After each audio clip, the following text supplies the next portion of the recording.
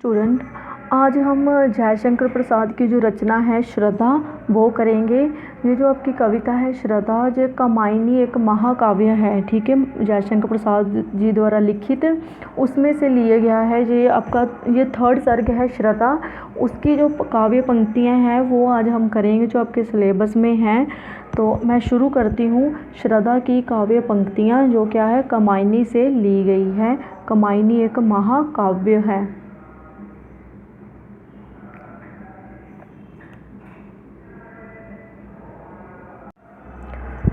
ये देखो यहाँ पर है, कहाँ आंग तुम स्नेह स स्नेह, अरे तुम इतने हुए अधीर, हार बैठे जीवन का दाव, जीतते मर कर जिसको वीर।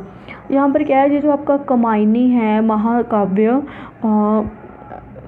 जो जयशंकर प्रसाद जी द्वारा लिखित हैं, उसमें क्या होता है कि यहाँ पर बताया गया है कि एक प्रलय होता है, प्रलय आता है, ठीक है, बहुत बड़ा तूफान आता है, तो उसमें जो सारी सृष्टि है ख़त्म हो जाती है, उस पानी में बह जाती है, प्रलय के पानी में। तो क्या होता है कि उसके बाद अकेले मनु बचे रह जाते हैं, ठीक है, जैसे हमें कहते हैं मनु संतान कहते हैं मनुष्य को। तो यहाँ पर क्या है कि वो सारे के सारे मर जाते हैं, तो सिर्फ और सिर्फ प्रलय के बाद मनु अकेले बचे रह जाते हैं और वह एकांत जीवन से घबरा उठते हैं, क्योंकि उसको लगता है कि वो अकेले ही जीवित है इस संसार में, सारा संसार नष्ट हो गया है। तभी क्या होता है, वहाँ पर श्रद्धा का आगमन होता है, ठीक है, श्रद्धा आती है। तो वह मनु को विरक्त देखकर उन्हें क्या करती हैं, जीवन जीने के लिए उत्साहित करती है तथा सृष्टि रचने में अपना सहयोग देने का भी प्रण करती है कि हम दोबारा से, वो कहती है कि हम दोबारा से एक नई सृष्टि का निर्माण करेंगे, क्योंकि यहाँ पर दो ही थे, एक मनु एक और श्रद्धा। और प्रस्तुत पंक्तियों में क्या है कि श्रद्धा मनु को उसकी अंतर्निहित शक्ति का सापेक्ष एहसास दिलाकर कर्म पथ पर अग्रसर होने और समाज सापेक्ष होने की प्रेरणा दे रही है। वो कहती हैं, कहा आंगतुंग ने सस्नेह, अरे तुम इतने हुए अधीर। यहाँ पर क्या, अंतुंग अर्थात जो आने वाला अपरिचित था, ठीक है, अपरिचित, सस्नेह अर्थात प्रेम के साथ। तब आने वाली श्रद्धा ने, जहाँ पर आने वाला जो अंतुंग है वो कौन है, श्रद्धा, ठीक है, तब आने वाली श्रद्धा ने मनु को प्रेमपूर्वक कहा कि तुम व्यर्थ में ही इतने अधीर हो गए हो। भाव ये है कि एकांत के कारण तुम जीवन से ही व्यर्थ में निराश हो गए हैं। हार बैठे जीवन का दाव, जीतते मरकर जिसको वीर, कि जिस जीवन की बाजी को वीर पुरुष मरकर भी जीतने का प्रयास करते हैं, तुमने जीते जीव से हरा दिया है। भाव ये है कि वीर और जो उत्साही पुरुष तो मृत्यु की कीमत चुकाकर भी सफलता की प्राप्ति करते हैं। नेक्स्ट देखो, तप नहीं केवल जीवन सत्य, करुण जग क्षणिक दीन अवसाद, तरल आकांक्षा से है बरा, सो रहा आशा का आह्लाद, ठीक है, करुण अर्थात दुख, क्षणिक होता है क्षण भर के लिए, एक पल के लिए, दीन अवसाद अर्थात दीनता भरी वेदना। तो यहाँ पर श्रद्धा कहती है कि तप नहीं केवल जीवन सत्य, कि तपस्या ही नहीं जीवन सत्य है, अतः तुम्हें विरक्त होकर नहीं रहना चाहिए। करुण ये क्षणिक दीन अवसाद, कि तुम्हें आगे, करुण ये क्षणिक दीन अवसाद, तरल आकांक्षा से है बरा, सो रहा आशा का आह्लाद। करुण अर्थात दुख, क्षणिक अर्थात क्षण भर रहने वाला, पल भर में रहने वाला, दीन अवसाद अर्थात दीनता भरी जो वेदना है, जो दुख है, कह रही है श्रद्धा जहाँ पर कि दुख देने वाली जो दीनता से उत्पन्न वेदना तो क्षण भर रहने वाली है। सो रहा आशा का आह्लाद, आह्लाद अर्थात हर्ष, ठीक है। तो यहाँ पर क्या है, तो थोड़े समय के बाद वो कहती है कि तुम सब भूल जाओगे और इस समय तुम्हारा जीवन तो संजीव इच्छाओं से भरा हुआ है, किंतु आशाओं की प्रसन्नता सो रही है, ठीक है। तो उनके कहने का जो तात्पर्य वो ये है कि इस समय जो मनु है, एकांकीपन से उत्पन्न निराशा और दुख के कारण जो तुम्हारी जीवन की इच्छा है वो दब रही है, किंतु शीघ्र ही तुम्हारी जो निराशा दूर होगी और तुम फिर से संजीव जो इच्छाएं हैं तुम्हारे मन में वो जाग पड़ेंगी। नेक्स्ट देखो, प्रकृति के यौवन का श्रृंगार करेंगे कभी न बांसी, फूल मिलेंगे वह जाकर अति शीघ्र, आह उत्सुक से हैं उनकी धूल। यहाँ पर क्या है कि महाप्रलय के पश्चात जब मनु बच गए तो वह बहुत निराश हिताश हो जाते हैं। तभी वहाँ क्या है, श्रद्धा आती है और वह मनु को जीवन प्रेरणा और आशावादी होने की प्रेरणा देते हुए कहती हैं प्रकृति के यौवन का श्रृंगार के जीवन में ही नहीं, श्रद्धा कह रही है कि जीवन में ही नहीं तुम प्रकृति में भी देखो, करेंगे कभी ना बासी फूल, के जो मुरझाए हुए फूल है प्रकृति के यौवन का श्रृंगार नहीं कर सकते, अर्थात कि प्रकृति के सौंदर्य को उद्दीप्त नहीं कर सकते, वे अपना कार्य कर चुके हैं। मिलेंगे वे जाकर अति शीघ्र, आ उत्सुक है उनकी धूल, ठीक है, अति शीघ्र अर्थात बहुत जल्दी, कि धूल उन्हें अपने में विलीन करने को उत्सुक हैं, वे जर कर शीघ्र ही नष्ट हो जाएंगे और धूलि में मिल जाएंगे। प्रकृति की शोभा तो नए फूल ही बढ़ाएंगे। जहाँ पर उनके श्रद्धा के कहने का जो तात्पर्य ये है कि देव जाति के नाश पर हमें दुखी नहीं होना चाहिए, क्योंकि उनकी दशा बासी फूल के समान ही थी। जिस प्रकार प्रकृति अपने जो यौवन का श्रृंगार है, जो बासी फूल है, जो फूल मुरझा जाते हैं उससे नहीं करती, उसी प्रकार कि हमें प्रकृति से ही प्रेरणा लेनी चाहिए कि जो चीज़ नष्ट हो गई है उसका नष्ट हो जाना ज़रूरी था। तो अब हम क्या है, नए फूल हमें इस प्रकृति में अर्थात अपने जीवन में उगाने पड़ेंगे। नेक्स्ट देखो, पुरातनता का ये निर्मोह सहन करती ना प्रकृति पल एक, नित्य नूतनता का आनंद किए हैं परिवर्तन में टेक। तो यहाँ पर क्या है, श्रद्धा जो उनको मनु को प्राकृतिक परिवर्तन का संकेत देकर क्या करे, जीवन के प्रति आशावादी होने की प्रेरणा दे रही है कि पुरातनता का ये निर्मोह, ठीक है, पुरातनता अर्थात प्राचीनता का, निर्मोह अर्थात जो केंचली होती है, ठीक है। तो श्रद्धा मनु को जीवन से विरक्ति को दूर करने के लिए उसे कहती है कि देव जाति के विनाश की तुलना जो बासी फूलों से करने के बाद कहती है कि प्रकृति तो नित्य नूतनता चाहती है, वह परिवर्तनशील है, वह तुम्हें उदास नहीं होना चाहिए। सहन करती ना प्रकृति पल एक, नित्य नूतनता का आनंद किए है परिवर्तन में टेक। तो जहाँ पर जो श्रद्धा है मनु से कहती है कि प्रकृति एक पल भी जो प्राचीनता की केंचुली है उसको सहन नहीं करती, अर्थात जैसे सांप अपनी पुरानी केंचुली को तत्काल त्याग देता है, प्रकृति भी क्या है, प्राचीनता को सहन नहीं करती, उसे तो नित्य नवीनता में ही आनंद आता है और नवीनता ही इसकी शोभा के कारण है। जो प्रकृति क्या है कि नित्य परिवर्तन का आश्रय ग्रहण करती हैं, अर्थात के नित्य ही परिवर्तनशील है। जहाँ पर क्या है कि जो श्रद्धा है वह मनु को कहना चाहती है कि देव जाति भी प्राचीन हो चुकी थी, ठीक है, कि मैंने आपको बताया ना जैसे कि जब प्रलय आता है तो सारा की सारी सृष्टि क्या है, नष्ट हो जाती है, केवल मनु और श्रद्धा बचते हैं। तो उसमें जो प्रलय आता है उसमें देव जाति के बारे में बताया कि देव जाति पूरी की पूरी क्या है, नष्ट हो गई थी, ठीक है। तो क्या कहते हैं कि देव जाति के प्रलय में विनाश प्रकृति की स्वाभाविक गति थी, अतः तुम्हें देव जाति के विनाश का शोक नहीं मनाना चाहिए, अपितु प्रकृति के सत्य को समझकर उसके अनुसार ही प्रयास करना चाहिए अथवा व्यवहार करना चाहिए। नेक्स्ट देखो, युगों की चट्टानों पर डाल पद चिन्ह चली गंभीर, देव गंधर्व असुर की पंक्ति अनुसरण करती उसे अधीर। जहाँ पर श्रद्धा मनु को समझाती हुई कहती हैं, युगों की चट्टानों पर सृष्टि डाल पद चिन्ह चली गंभीर, युग अर्थात समय के संसार या समय या काल रूपी चट्टानों पर अपने कदमों के निशानों को छोड़ता हुआ विकास कर रहा है। ये जो संसार है, देव गंधर्व असुर की पंक्ति अनुसरण करती उसे अधीर, देव अर्थात जो देवता हैं, असुर अर्थात जो राक्षस गण हैं, कि देवता दानव गंधर्व सभी अधीर होकर उसी का अनुसरण कर रहे हैं। जहाँ पर उसके कहने का भाव ये है कि संसार का ये नियम है कि एक जाति जब विकास को प्राप्त होती है तो वह अपना इतिहास छोड़कर विलीन हो जाती है। तो ये क्या है, ये नियम की अवहेलना नहीं की जा सकती। यहाँ सृष्टि के विकास के लिए भी ये ज़रूरी है, अतः तुम्हारा देव जाति के विनाश पर उदास होना क्या है, उचित नहीं है, तुम्हें अधीर नहीं होना चाहिए।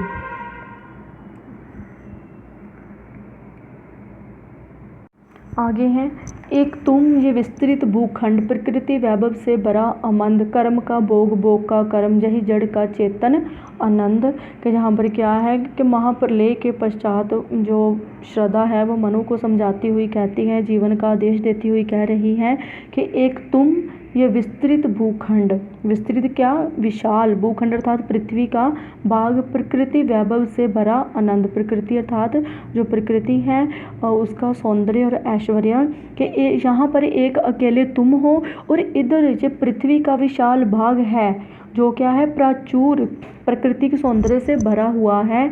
कर्म का भोग, भोग का कर्म, जही जड़ का चेतन आनंद, कि यहाँ क्या है, अतः तुम्हें कर्म का भोग करना चाहिए, अर्थात कि कर्म करने में तत्पर रहना चाहिए, और उस भोग का व्यापक प्रभाव पड़ता है कर्म का भोग करके ही, अर्थात कर्म में लीन रहकर ही उसके प्रभाव में ही हम जड़ प्रकृति से संजीव आनंद की प्राप्ति कर सकेंगे। यहाँ पर क्या है, जो श्रद्धा है उसके कहने का जो भाव है यही है कि यदि हम कर्म से विमुख रहते हैं तो हमारे लिए प्रकृति का जो अपार सौंदर्य व्यर्थ है। अगर हम कर्म नहीं करेंगे, इसमें कोई संजीवता जो सरसता हमें नजर ही नहीं आएगी।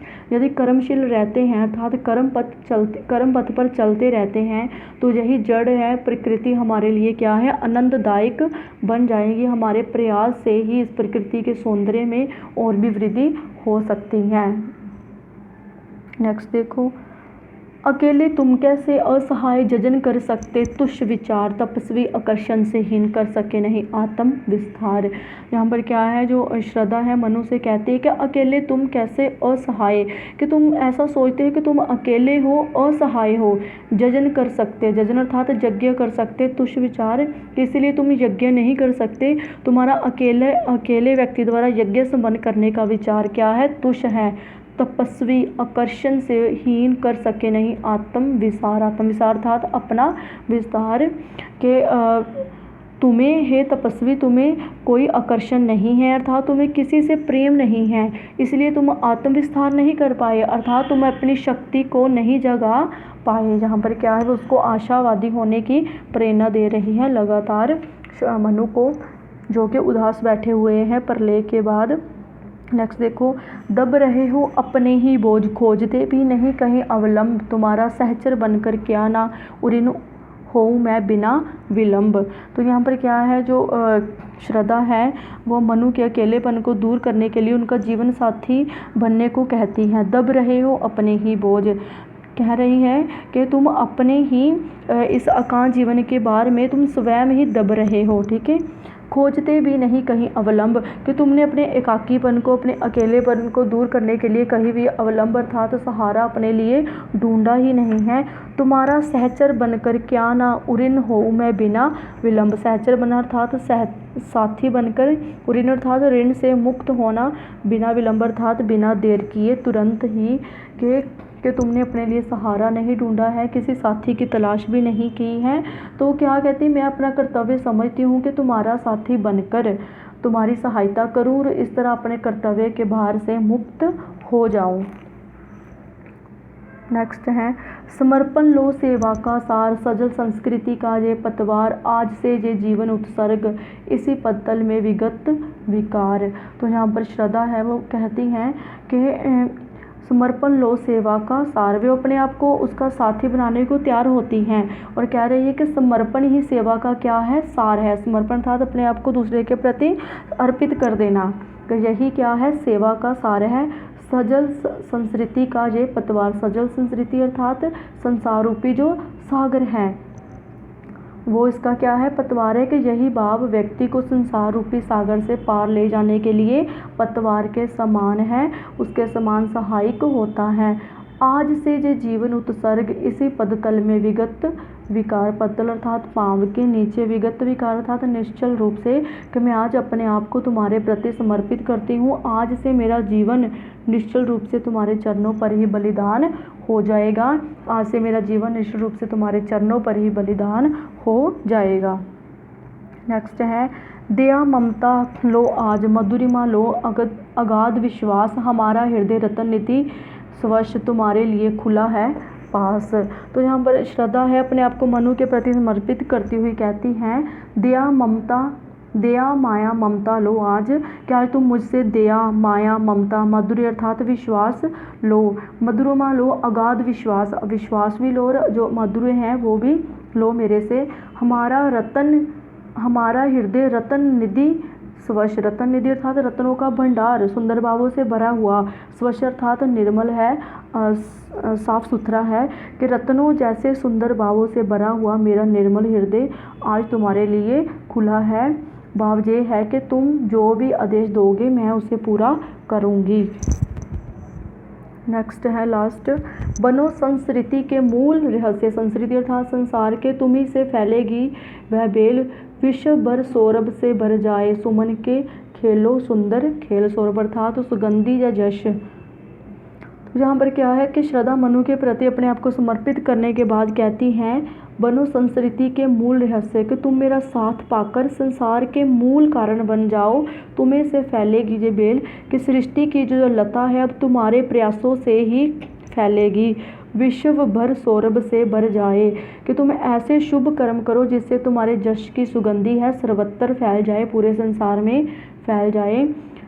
सुमन के खेलो सुंदर खेल, कि तुम क्या है जो सुमन है, जो सुमन अर्थात जो फूल हैं, जो फूल है, और खेल अर्थात कर्म, ठीक है। खेल का अर्थ होता है सुंदर, सुंदर खेल अर्थात जो तुम्हारे शुभ कर्म है, जहाँ पर इसका अर्थ लिया गया है जो शुभ कर्म है तुम वो जहाँ पर करो, अर्थात कि तुम्हारे प्रयासों द्वारा पल्लवित जो मानव सभ्यता की बेल में ऐसे फूल खिले कि सारा संसार सुगंधी से भर जाए, अर्थात सर्वत्र आनंद बिखर जाए। यहाँ पर आपकी जो श्रद्धा कविता है वो ख़त्म होती है। नेक्स्ट हम करेंगे बड़े चलो, ठीक है। बड़े चलो जो कविता है ये जयशंकर प्रसाद द्वारा एक नाटक लिखा गया था चंद्रगुप्त, उसमें जो एक गीत काव्य है, ठीक है। जो गीत दिए होते हैं ना कई पर जब हम नाटक देते उसमें गीत आते हैं ना, तो वो भी इसमें एक गीत है बड़े चलो। तो ये हम करते हैं आपकी कविता में जो है, ठीक है।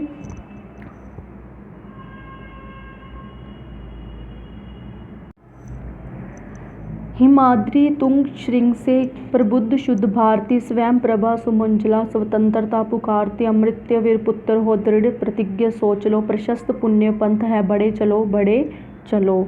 तो यहाँ पर क्या है कि ये एक ऐतिहासिक नाटक था जो चंद्रगुप्त का, ठीक है। उसमें जो संकलित है आपकी कविता किस नाम से, बड़े चलो के नाम से। तो यहाँ पर क्या है कि इससे तक्षशिला नरेश आम्बी की बहन अलका, ठीक है। अलका क्या है भारतवासियों को सेल्यूकस के विरुद्ध युद्ध करने के लिए तैयार करने के लिए गा रही हैं। यहाँ पर क्या है वो बोलती हैं कि भारतवासियों को भारतवर्ष की जो श्रेष्ठता है और उनके अतीत के गौरव की याद दिलाते हुए जो विदेशी आक्रमणकारी हैं उनका एकजुट होकर मुकाबला करने का यहाँ पर ऐलान करती हैं। हिमाद्री तुंग श्रृंग से प्रबुद्ध शुद्ध भारती, हिमाद्री अर्थात पर्वत, तुंग अर्थात ऊंची ऊंची, श्रृंग का अर्थ होता है चोटियाँ, प्रबुद्ध अर्थात जागृत करती हैं, शुद्ध अर्थात शुद्ध आचरण वाले या पवित्र और पवित्र वाले, भारत माता अर्थात भारत माता को, और प्रभा होती है ज्योति, समुंजला अर्थात प्रकाश में। तो देखो यहाँ पर क्या कहती हैं, अलका भारतवासियों को स्वतंत्रता संग्राम में भाग लेने की प्रेरणा देती हुई कह रही है, हे भारतवासियों, हिमाद्री तुंग श्रृंग से प्रबुद्ध शुद्ध भारती, पर्वतों की ऊंची ऊंची चोटियों से जागृत एवं पवित्र भारत माता पुकार पुकार कर कह रही है, स्वयं प्रभा सुमंजला स्वतंत्रता पुकारती, कि अपनी ज्योति से प्रकाशमान स्वतंत्रता क्या है तुम्हें पुकार रही है, अर्थात तुम अपनी स्वतंत्रता की रक्षा के लिए तैयार हो जाओ। अमृत्य वीर पुत्र हो दृढ़ प्रतिज्ञ सोच लो, अमृत्य अर्थात अमर देवताओं के, ठीक है। दृढ़ प्रतिज्ञा अर्थात पक्का निश्चय करने वाले, प्रशस्त अर्थात उत्तम हो श्रेष्ठ हो, पुण्य पंथ अर्थात जो शुभ रास्ता है जो पुण्य का मार्ग है। अमृत्य वीर पुत्र हो दृढ़ प्रतिज्ञ सोच लो, कि हे भारतवासियों तुम अमर कहलाने वाले देवताओं के वीर पुत्र हो, पक्का निश्चय करके ये सोच लो कि प्रशस्ति पुण्य पंथ है बड़े चलो बड़े चलो, कि स्वतंत्रता की रक्षा करना एक श्रेष्ठ पुण्य का मार्ग है। इस पवित्र मार्ग पर हे भारतवासियों तुम आगे ही आगे बढ़े चलो।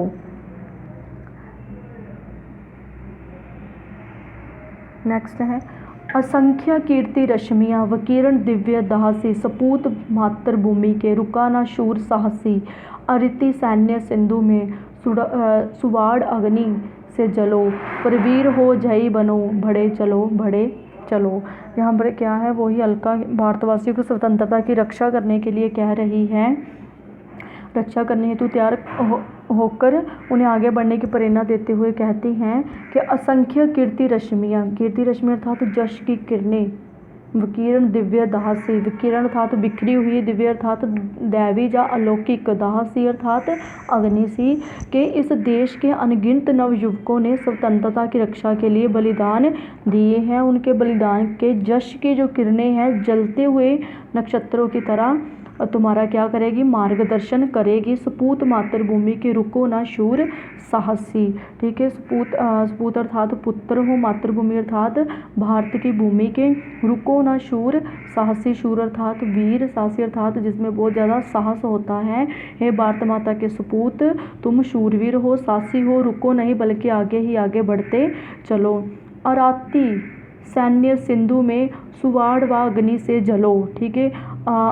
अराती अर्थात शत्रु, सैन्य सिंधु होता है सेना रूपी जो समुद्र है, सुवाड़ व अग्नि अर्थात जो समुद्र की आग है।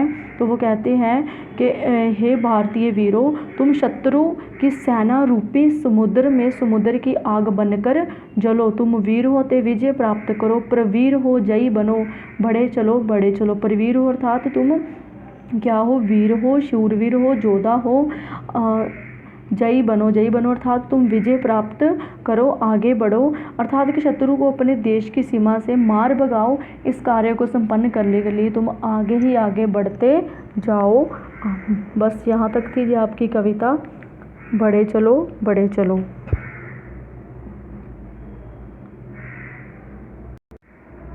तो इसी के साथ साथ बहुत बहुत धन्यवाद आप सभी का।